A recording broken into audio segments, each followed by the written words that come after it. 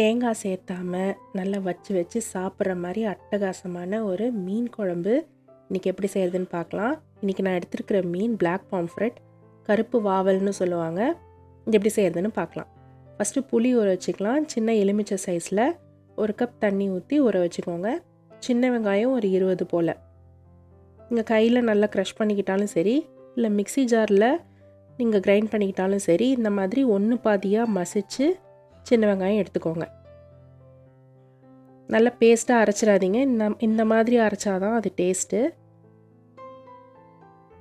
அடுத்து இஞ்சி பூண்டு பேஸ்ட். இஞ்சி வந்து கம்மியாக எடுத்துக்கோங்க, ஒரு 1/2 இன்ச் அளவுக்கு. பூண்டு ஒரு 6 பல்.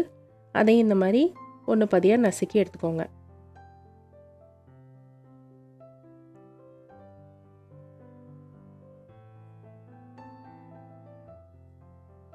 சோம்பு ஒரு டீஸ்பூன், சீரகம் ஒரு டீஸ்பூன். அதை ஃபஸ்ட்டு நல்லா இந்த மாதிரி கிரைண்ட் பண்ணிக்கிட்டு, இதில் பெரிய வெங்காயம் 1 மீடியம் சைஸ் வெங்காயம், அதையும் சேர்த்து நல்லா ஒரு பேஸ்ட்டாக ரெடி பண்ணிக்கோங்க. வெங்காயம் இஞ்சி பூண்டு பேஸ்ட்லாம் தயார். இப்போ தக்காளி 2 மீடியம் சைஸில் நல்லா பழுத்த தக்காளி கையிலே இந்த மாதிரி நல்லா க்ரஷ் பண்ணி எடுத்துக்கோங்க. இதெல்லாம் தான் நம்ம குழம்புக்கு முன்னாடி ரெடி பண்ணிக்க வேண்டிய ஐட்டம். இப்போது மீனை வாஷ் பண்ணிக்கலாம்.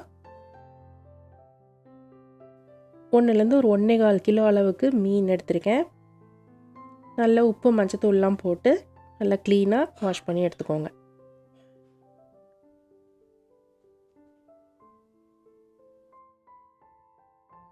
நல்லா ஒரு பெரிய சைஸ் கடாயில் நல்லெண்ணெய் 2 டேபிள் ஸ்பூன் விட்டு, வெந்தயம் 1/2 டீஸ்பூன், சீரகம் 1/4 டீஸ்பூன், கருகிடாமல் பார்த்துக்கோங்க. நல்லா லைட்டாக ரோஸ்ட் பண்ணிக்கோங்க. இதில் கருவேப்பிலை 2 கொத்து, ஒரு பேஸ்ட்டாக ஆட் பண்ணிடலாம்.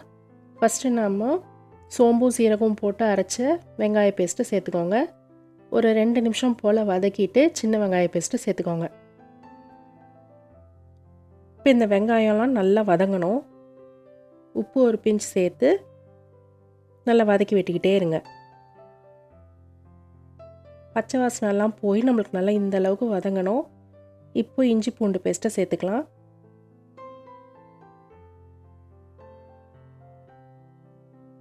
இஞ்சி பூண்டு பேஸ்ட்டோட பச்சை வாசனையெல்லாம் போகணும். இப்போ தக்காளி ஆட் பண்ணிக்கோங்க. நம்ம ஒரு இன்க்ரீடியன்ட் சேர்த்தும் போதும் அதை நல்லா வதக்கி நீங்கள் அடுத்த இன்க்ரீடியன்ட் சேர்த்துனீங்கன்னா தான் உங்களுக்கு அந்த பச்சை வாசனைலாம் போய் குழம்போட டேஸ்ட்டு நல்லா உங்களுக்கு பில்ட் ஆகும். இந்த ப்ராசஸ் ரொம்ப முக்கியம். தக்காளி நீங்கள் மூடி வச்சு குக் பண்ணிங்கன்னா சீக்கிரம் வெந்துடும். பாருங்கள், நல்லா இருக்கிற இடமே தெரியாமல் பிளெண்ட் ஆகணும். வதக்க எண்ணெய் கொஞ்சம் கொஞ்சமாக பிரிஞ்சு வரும். இந்த ஸ்டேஜில் மசாலா பொடியெல்லாம் ஆட் பண்ணிக்கலாம். மஞ்சத்தூள் 1/2 டீஸ்பூன், மல்லித்தூள் 2 table spoon, Kashmiri chilli powder 1 teaspoon, normal மிளகாத்தூள் 2 டீஸ்பூன். காரத்துக்கு ஏற்ற அளவுக்கு நீங்கள் மிளகாத்தூள் கூட குறைய சேர்த்துக்கோங்க. இதில் தண்ணி ஒரு 1/4 கப் விட்டு மசாலா பேஸ்ட்டோட பச்சை வாசனையெல்லாம் போகிற வரைக்கும் நல்லா வதக்கி விடுங்க. இதில் புளி தண்ணி சேர்த்துக்கலாம். நம்ம 1 கப் அளவுக்கு புளி தண்ணி சேர்த்துக்கிறோம். இதுக்கு மேலே தண்ணி ஒரு 4லேருந்து 5 கப்.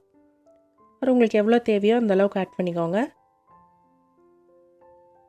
அடுப்பு நல்லா ஹை ஹீட்டில் வைங்க. நல்லா கொதிக்கட்டும். இந்த டைமில் நீங்கள் டேஸ்ட் பண்ணி உப்பு புளி காரம்லாம் கரெக்டாக இருக்கான்னு பார்த்துக்கோங்க. கடைசியாக வந்து பச்சை மிளகா ஒரு 3. இது நம்மளுக்கு காரத்தை எதுவும் சேர்த்தாது, அப்படியே முழுசாக போட்டுக்கோங்க. உங்களுக்கு சும்மா சாப்பிட நல்லாயிருக்கும் குழம்புல. இப்போ மீன்லாம் ஆட் பண்ணிடலாம்.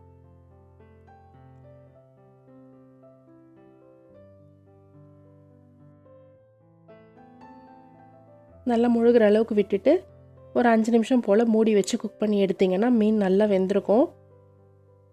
இது இப்படியே நீங்கள் சர்வ் பண்ணலாம். கடைசியாக ஒரு தாளிப்பு சேர்த்துக்கிட்டிங்கன்னா நல்லா வாசனையாக இருக்கும். எண்ணெய் 2 டீஸ்பூன் விட்டு தாளிப்பு வடகம் 1 டீஸ்பூன் சேர்த்து தாளித்து சேர்த்துக்கோங்க. நல்லா வாசனையாக இருக்கும். இது ட்ரை பண்ணி பாருங்கள். உங்களுக்கு வடகம் இல்லாத பட்சத்தில் கொஞ்சமாக அந்த சின்ன வெங்காய பேஸ்ட்டும் வெந்தயமும் சீரகமும் சேர்த்து ஆட் பண்ணிக்கோங்க தாளிப்பில். கடைசியாக கருவேப்பிலை சேர்த்து இறக்கிடுங்க. அட்டகாசமான மீன் குழம்பு தயார். செஞ்சு பார்த்துட்டு எப்படி இருந்ததுன்னு கமெண்ட்டில் சொல்லுங்கள். பிடிச்சிருந்தால் லைக் பண்ணுங்கள். மறக்காமல் சப்ஸ்கிரைப் பண்ணுங்கள். நன்றி.